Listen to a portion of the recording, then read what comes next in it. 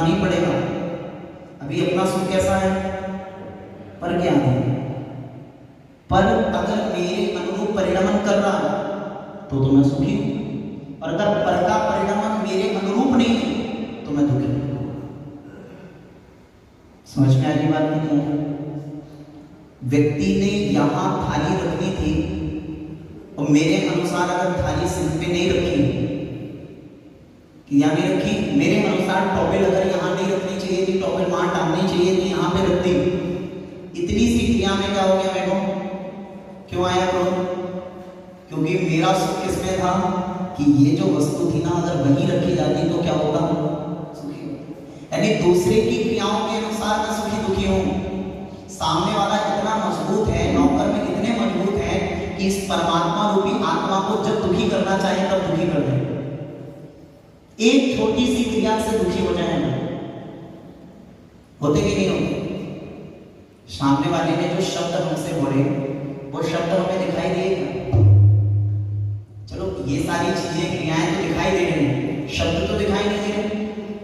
सबसे सूक्ष्म है पुद्गल की जो पर्याय है शब्द, वो बहुत सूक्ष्म है। वो सबसे छोटा सूक्ष्म पदार्थ शब्द जो हमारी आंखों के देखने में नहीं आ रहा है, सिर्फ और सिर्फ सुनने के माध्यम से हमारे कानों में जो दो शब्द हमारी निंदा रूप में पड़े हैं उसके माध्यम से कितना अशांत हो गया। यानी उन शब्दों में कितनी शक्ति थी। स्वतंत्र क्यों होना?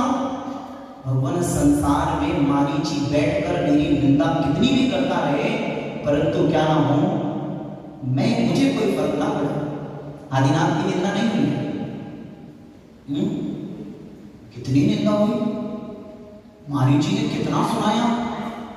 लोग जो समोषण में जाते हैं उनके सामने बैठकर कहता कि बोले वो पाखंडी के पास नहीं जाना, और वो शांत वृत्ति से उनके ज्ञान में सब झलक रहा था, सब समझ में आ रहा था। 363 पद चला दिए, नहीं, भगवान शांत स्वतंत्र हो चुके, पर के द्वारा जो परिणमन है उन्होंने स्वीकार ही नहीं किया। ये मान लिया कि पर का परिणमन मेरा परिणमन नहीं कर सकता है, मैं अपनी आत्मा का परिणमन स्वयं करने वाला हूँ। पर का परिणमन पर में है, स्व का परिणमन स्व में है, पर मेरा परिणमन करने वाला नहीं है, मैं पर का परिणमन करने वाला नहीं हूँ। इतना जान लेना